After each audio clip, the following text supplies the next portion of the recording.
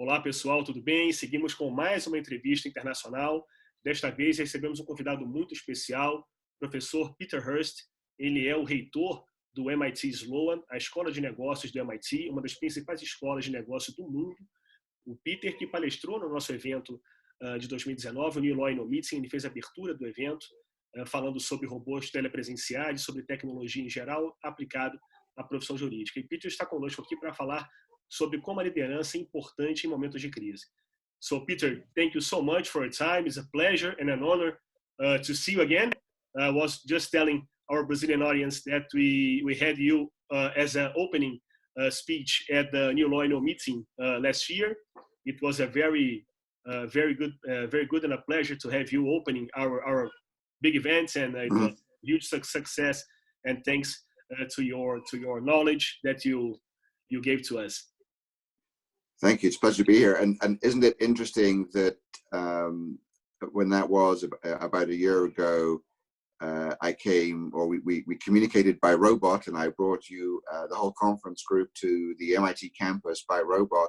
Yeah. But that was because of what was going on with Zika at the time. I was unable to travel, and here we are, another year later, and once again, we're all doing everything virtually now. Yeah, exactly. Yeah, that's true. Peter wasn't able to come to Brazil, so we did everything virtual, and it was a great success thanks to technology. So let's do again a virtual interview now. So Peter, my first question to you is: we are seeing now a lot of effects of this COVID-19 outbreak, not only in China or Europe, but especially now in US and also in Brazil, that we are in the same times in terms of outbreak. No, China started first, and Europe, and now it's our time to face this challenge.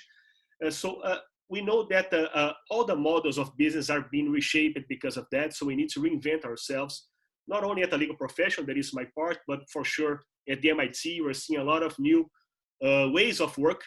So I'd like to ask you first, what is your vision about the future of work? What is going to happen after this crisis? So I think that's a question we're all asking ourselves. I mean, if I take academia in particular, I've been saying in the last few weeks that in universities, in 2 weeks, we went through a change that was going to take 20 years if we had been on our sort of normal track. So we were starting to experiment in all universities with digital ways of delivering programs to our own students on campus as well as around the world. And maybe we can talk about in a little while as well, sort of our own digital ways of working. And my team had been doing that for 3-4 years now in the executive education space, but literally in the space of 3 or 4 weeks, but in some cases 2 weeks, we've gone from our traditional ways of doing things to having to invent in real time ways of doing of shifting what we do. Now, what are the long-term effects of that going to be? I think it's going to be very interesting to see. I think a lot of people are having a better experience than they had imagined that they would have, in terms of those of us that are fortunate enough to be able to keep working remotely. Of course, many people are not, and we're very thoughtful about that as well. Whether it's because they're in businesses that they really have been laid off, like in the restaurant trade and that kind of thing. And of course, the health workers, or the frontline health workers, and first responders. I mean, there are people for whom this is a big change, but not in any of the ways that we're talking about. But I think that overall, it's a pleasant surprise that the technology is working as well as the technology is working. I think those of us that were early adopters of a lot of these technologies have also been pleasantly surprised about that, because we remember the early experiences, when things didn't quite work as well as they seem to be right now in that sense. Having said that, I think, it's also highlighting for people what are all of the ways that this way of working is, doesn't feel as fulfilling, productive, efficient, effective, right? And so, there could be a backlash in some ways as well, or at least a much more clarity around, we now know it's not just a belief. We know that we have to do these things one particular way, but maybe we can do other things another way. Another thing which I'm observing, in myself, in my team, in others that we're working, interacting with. Of course, what's also been happening is it's not just that we as sort of managers or executives are having to work from usually home, but also our spouses and children are having to work from home as well. And again, in many places that might be putting some strain on the infrastructure that many people have. But it also changes, I think it changes our attitudes around work, in as much as, we're all balancing, because our children are no longer in daycare or in school throughout the day. So we all have experience now of having colleagues with children running around in the background and sometimes screaming, and people having to manage their schedule and their day around taking care of these sorts of family issues and sort of needs as well. And I'm beginning to wonder whether that might be a lead to a longer term change in our attitudes to that. I mean, maybe there are some people who just can't wait to get back to the office and and the quiet, as it were. But I suspect there'll be a lot of people who will say, I want to keep spending more time with my family. Even I can do that, right? It's right. possible to do. Right, and so social attitudes to it may change, and we'll see whether employer attitudes change to that as well. But I could see that having some quite significant impacts for how we think about work. I mean, how many people, again, put it in sort of expensive US terms, if they've got 2 children, they're spending maybe $40,000-$50,000 a year on daycare in some of the big cities. Well, I know maybe it's less efficient to spend more time with your family and work from home in this way in some ways, but maybe that lack of efficiency for many people, they'll decide is worth it. I don't mind earning $50,000 a year less, in my day job if I get to spend that time with my children. I don't know. I think some people might make those kinds of decisions, and I think just around the broader family and community. And enjoyment of those things as well. And so I do think that there's, we should be on the lookout for a potential shift in sort of values and attitudes from that point of view. And that obviously has some impact on how we are going to get work done in the future.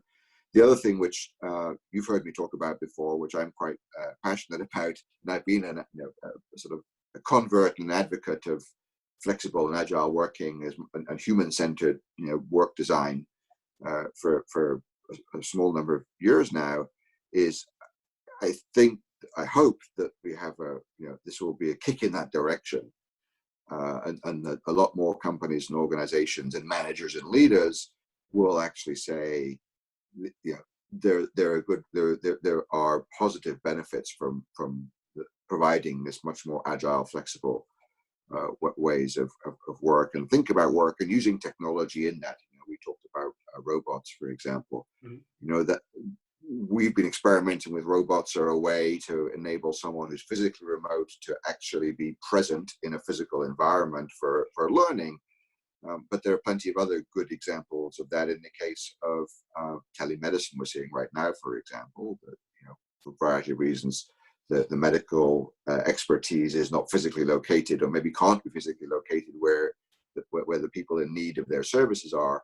So I think that's a really potential significant growth area. But I could see even in manufacturing and industry. My brother in Wales, he's a plant engineer for a chemical engineering company, and he said, normally we would have at any one time in this one part of the plant, we'd have 90 people physically managing the plant and the production. What they make is essential, so they're still running, but we're now running with 30 people, and the other 60 are working remotely, and on a potentially risky kind of physical piece of infrastructure, and they're using technology. And I think we're going to increasingly see things like robotics, enabling the remote management and of physical work, as well as the sort of remote participation in knowledge work that where we've been really seeing it so far. So and by the way, the other thing, you see my background, my virtual background. I'm not really at MIT right now. It's a picture of MIT. I have a photo exactly in this place. Yes, exactly. But I have another virtual background that I've been using this week, which is a snapshot I took of Google Maps traffic for the whole of the United States on Monday at 9 o'clock in the morning Eastern time. Now, normally you'd be seeing the red wave moving across from the East Coast to the West Coast as all the traffic started to build up. It's totally green. There's obviously, I suppose, but there are no traffic jams anywhere in the United States now. And while we're dealing with this clear health crisis, and there are some very tragic consequences of it, at the same time, I haven't seen the data yet, but presumably we're going to have much lower energy usage for personal transportation, where people are in an enforced way getting the benefits of not having to do all that traveling and that commuting. And so I really hope that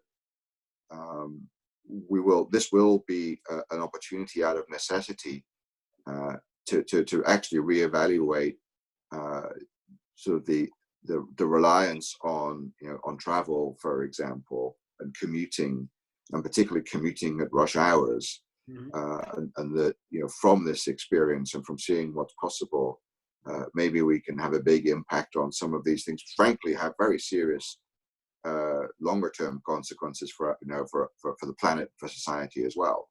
And so, from the tragedies that we're seeing at the moment, I think maybe there can be some other beneficial outcomes for us as a society. How we use technology, how we become less reliant on the need for people to move a lot of people around in confined spaces and over long distances, and all of the sort of the environmental and quality of life impacts on that. So, as challenging as this moment is, I'm actually very hopeful and optimistic about what the sort of the long-term consequences of this real sort of shock to the system are going to be.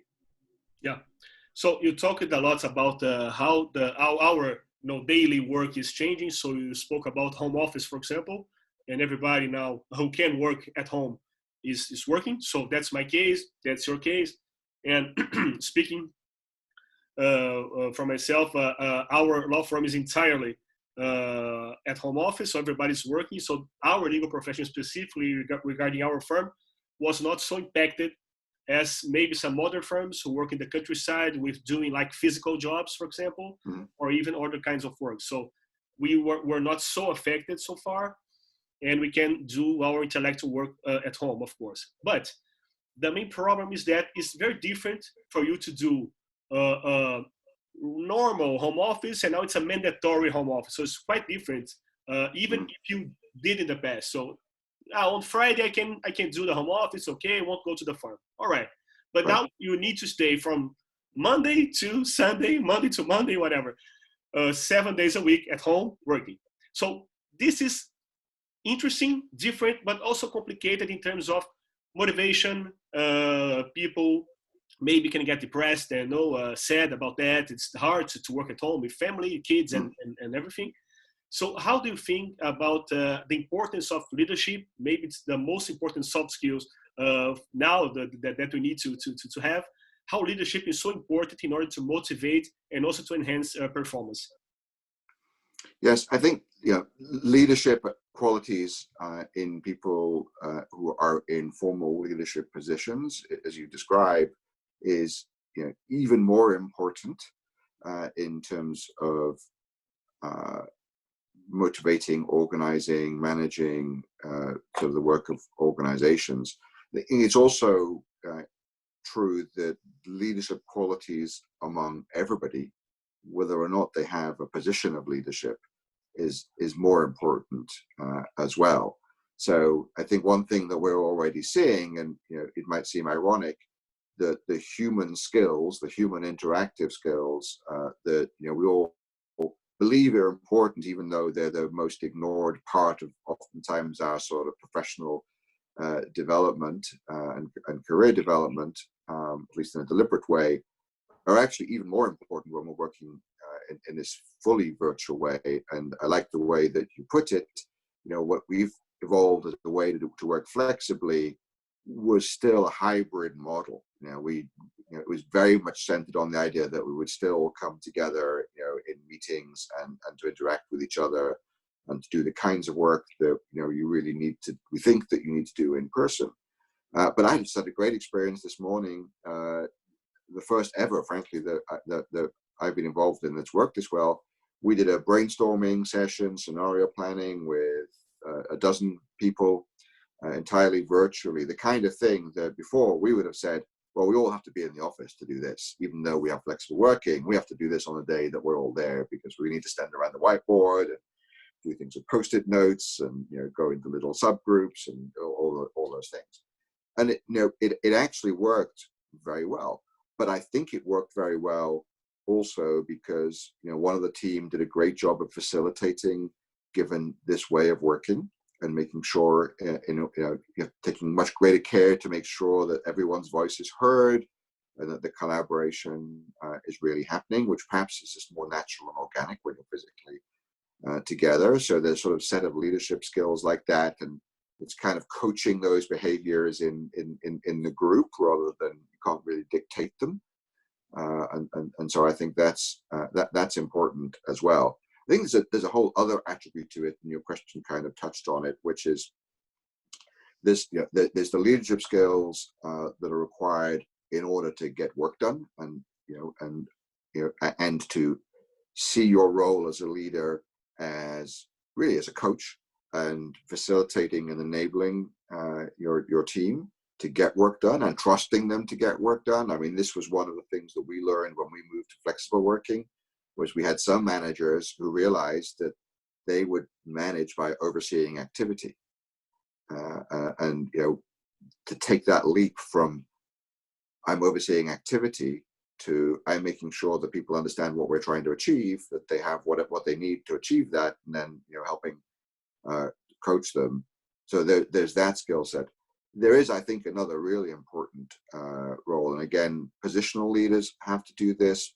I'm also seeing people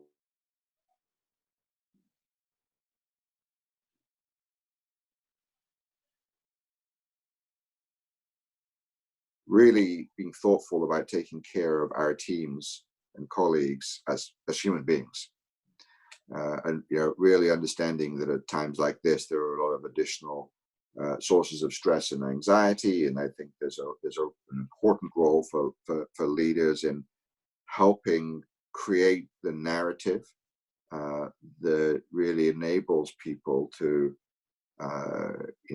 not be oppressed by what's going on in this in this situation, to feel that their boss, their organization, their leadership team understands and acknowledges the challenges that they have. And look, there's a big difference between a CEO who earns $1 million a year and their frontline workers who earn $50,000 a year. There are things that we all are experiencing as human beings in this environment, but there are things that some of us probably have a hard time even relating to what's that really like for our organizations and people on our team. So I think for leaders, there's an even bigger onus to, if you weren't already, to just really quickly become much more effective at listening and how you listen and what you hear, and making sure that everyone in your organization and your community hears that you hear, and sees that you're actually acting thoughtfully and compassionately, really thinking about sort of what our responsibilities are as the phrase I like is to use is, ethical, inclusive leaders. I think that the need for ethical, inclusive leadership, it was always there, but this situation, I think, really brings home how important that is. And frankly, there's an enlightened self-interest question here as well.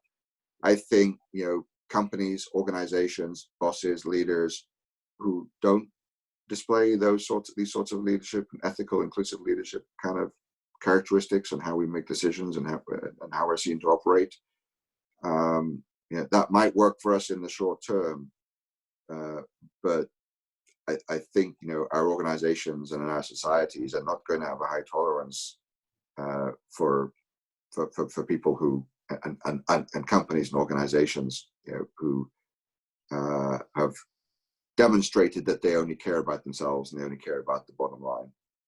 Yeah, especially in the moment of a difficult crisis, right? Because it's if it was hard in the past to motivate people and to keep them working and feeling good about the work, now it's much more difficult to do that. So not only for the leaders, but also for the team, because they are, as I said, more sad or more depressed, so it's hard for both sides. So that's why leadership is so important. And talking about that, how MIT is doing about teaching leadership? What are the programs that you offer? Tell us a little bit about that. Sure. Well, again, we perhaps are in the very fortunate position that the work that happens at MIT and our faculty are historically both forward-looking and also with a focus on sort of immediate application. So at MIT we have this idea actually enshrined in our founding of mind and hand, and just knowing is not enough. You have to know and do in order to be of any relevance in the world and have an impact. And so we've got a fantastic community of faculty and staff and students who really have that philosophy very much at heart. And from a leadership point of view, and sort of a leadership development point of view, that means that in fact our approach for the longest time has been to really be thoughtful about ideas of distributed leadership, and that while of course there are important skills and capabilities for individual leaders, and particularly senior leaders and executives, and that we have developed over the years sort of programming to help with that kind of development. It's also always in our mind been vital to develop like the leadership capabilities of your whole organization, and understand as an individual leader how to create the environment in which leadership will flourish as a capability in your organization.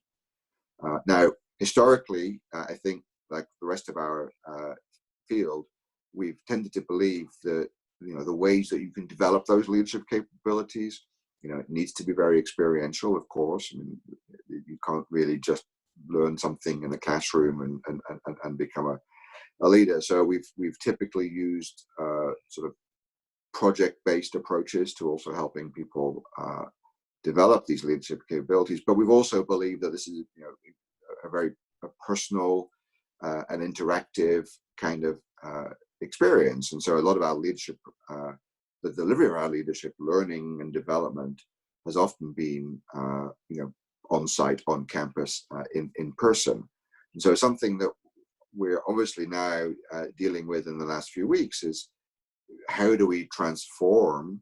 It's a journey that we've been on. I mentioned that we, in 20 years, in 2 weeks, we've done what maybe was going to take 20 years.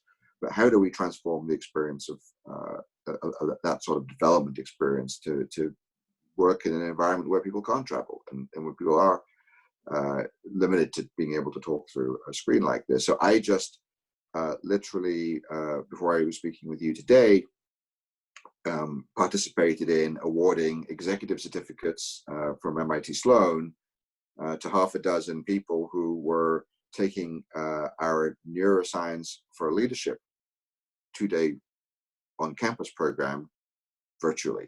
So of course they couldn't come to campus. We had to sort of figure out how do we deliver this very, if you excuse the expression, sort of touchy-feely development experience and have that work in an online environment. You know, we had 25, I think, or 26 people, you know, pretty much around the world, you know, participating in that program. So we're, you know, for me, this has been a very interesting and heartening experience, because about 3 weeks ago, maybe 4 weeks ago, I sat down with a team and said, look, here's 50 programs that we're offering on campus. All of them we're going to offer in the next 3 months, but none of them probably can we actually deliver on campus. So we have to go through all of these with the faculty and figure out, can we provide value, you know, a valuable learning experience around leadership development for our customers, and why should we? Well, you know, I think we believe that if we have people in our community that still need to learn, and they want to develop their own capabilities, they want to develop the capabilities of the organizations, whether it's to, you know, deal in real time now with the challenges that are being faced in this crisis, or looking further ahead and thinking about, what does this mean? How do we make sense of this? How do we plan for the future of our business or the organization, or the future of my own career? And it turns out, you know, there are plenty of people who want and need, and again, we know it's a luxury, but have the luxury of being in a circumstance where they're able to do that. So in the next few months, we're going to be running as many of those sort of 50 open enrollment programs as we possibly can for whoever is, you know, wants to and is able to come. You know, I talked about leadership, but, you know, I think what's been a really important area for us in, broadly speaking, leadership development as well, has been all of the content and programming we've been developing, which is about what are the impacts of all the technological changes that we're seeing going to be on our businesses, on new businesses that don't even exist yet, and on sort of real disruptions that we see happening. And so I think that's, you know, that's more important than ever as well. Yeah. I think that a lot of us believe that the way we're going to come back from this crisis is going to look a little bit different, or maybe a lot different to what sort of business as usual was. And there's clearly a role that technology is going to play in that. And in many ways, we wish that, you know, we'd been able to have more impact sooner with some of these things. If you look at the crisis with, you know, with hospitals right now, and, you know, with treating all of these patients, we know that our healthcare management systems really are in need of the sort of like industrial improvements that we've seen in other sectors of the economy enabled by technology. And, you know, in most parts of the world, we were probably only just taking the first baby steps to doing that. And boy, I bet, I know we're wishing now that we had those efficiencies already, because now we see what happens when the systems are getting overwhelmed. So that, I think we were and will continue to be really looking for what are the ways that technology, whether it's AI, automation, robotics, advanced manufacturing, collaborative working, and new ways of sort of organizing work and organizing business, platform-based businesses, which I think are all, many of them on a freeze right now because not many people are taking Ubers or staying in Airbnbs. How will that come back? What differences might there be? Then I think we shouldn't also forget the fact, as important and vital as those two things are, sort of like the leadership capabilities and sort of behavioral skills of leaders, understanding how technology is going to really impact everything, all our businesses, all our organizations. There's a third pillar. Let's not forget, we still need to have basic functional skills as managers, leaders, and executives, right? I mean, some of those, again, being impacted by these other two things, but we really still, maybe more than ever, need to make sure that we have very well-rounded, capable people in leadership roles. That it's I think if you look at the speed with which we have to react to situations like this, I think what we'll see when we look back is that the organizations that were the most agile and most able to respond and be resilient, and I think we're going to hear that word resiliency a lot about people and about organizations in the coming months, I think we're going to find that those are the ones where people, in addition to perhaps having a very deep expertise and skill in one or two areas, also have very broad knowledge and capabilities as well. And so, more than ever, our IT colleagues who really understand what the business is trying to do and how the business works and have some business acumen skills, those are the ones that are having huge beneficial impact on for us at the moment. And the other way around, the HR executives, who also know a bit about finance and a bit about IT and those are the people that are really helping us disproportionately, I think, as well now. So I think that we're not forgetting, and I hope that as an industry, the learning industry, will take heart from the fact that I think that companies will see from this experience that really having people with those skills and with the ability to learn those functional skills quickly and efficiently and develop them on the job, but also backfill, whether it's online or by going to a campus-based program, that's going to, I think, continue to be really even more important. Yeah, that's true. Well, let's hope we can navigate through this outbreak with some, with some good strategies, so we can't, in order to avoid the problems. But for sure, I think everything's going to change. Our work, education, of course, as well. We're going to see a lot of online education growing. So, let's see. Let's hope we can have success at the end of everything. And as we say in Brazil, make the lemon a lemonade. So we say this Yes. a lot here. So, okay, Peter, thank you so much for your time. It was a pleasure having you in this interview series, and I hope to see you physically soon.